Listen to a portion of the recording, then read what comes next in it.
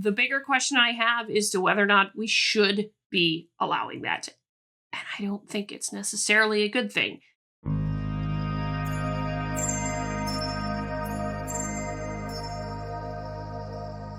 File this one under creepy.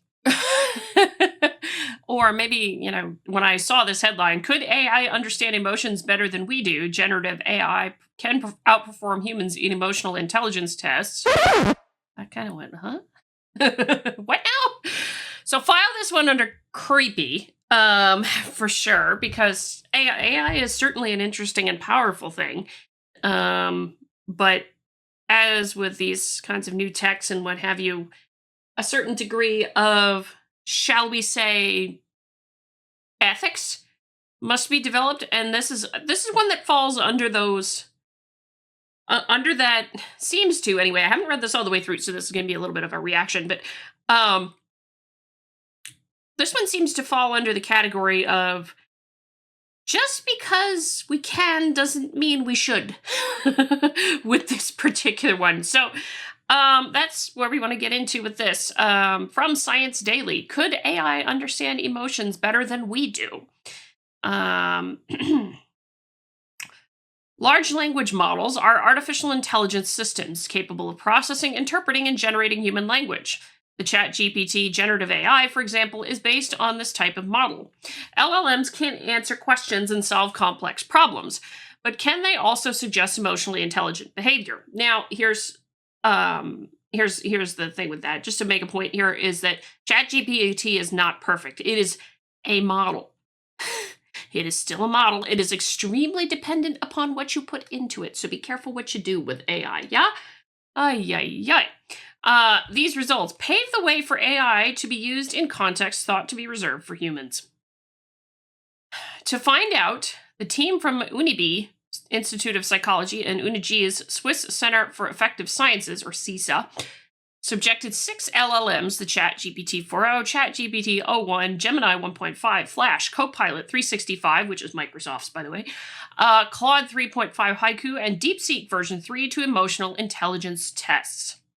So this is University of Geneva and the University of Bern. Both of these are in Switzerland.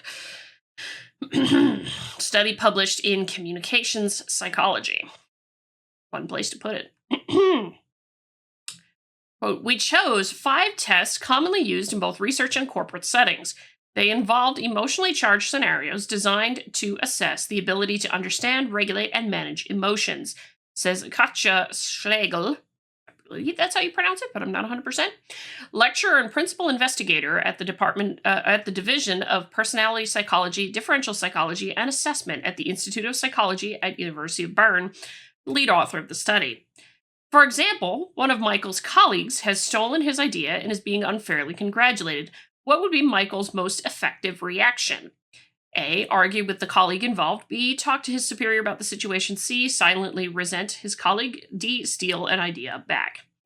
Here, option B was considered the most appropriate. In parallel, the 5 tests were administered to human participants. In the end, the LLMs achieved significantly higher scores, 82% correct answers versus 56% for humans.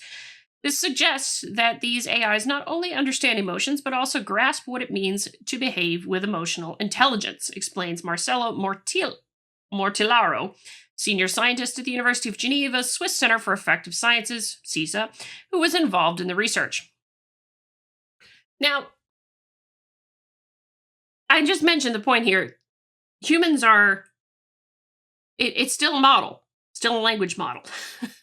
It's still trained by a human somewhere in there. So could it learn it on its own is the question without being trained for it. That's a question mark that I have when I'm talking about an AI. But anyway. In a second stage, the scientists asked ChatGPT 4 to create new emotional intelligence tests with new scenarios.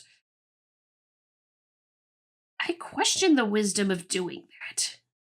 I really question the wisdom of doing that.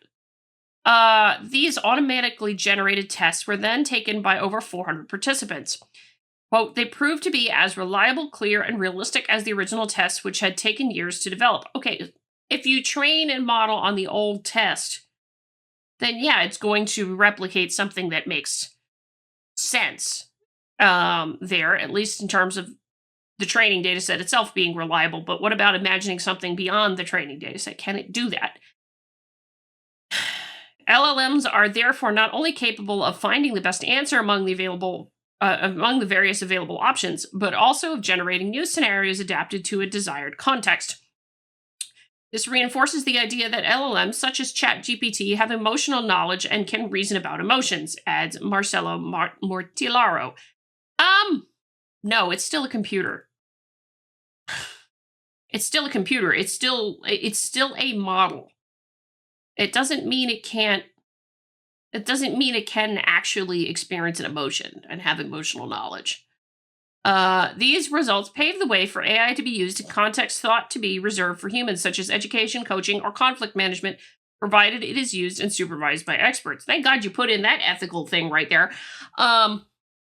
Like I said, file this one under creepy, as far as I'm concerned. With this particular thing, it's a short video. Like I said, occasionally I like doing these things that are just a little odd. File this one under creepy. For sure. File it under creepy, because I don't know how I feel about a computer being able to read my emotions, if you will.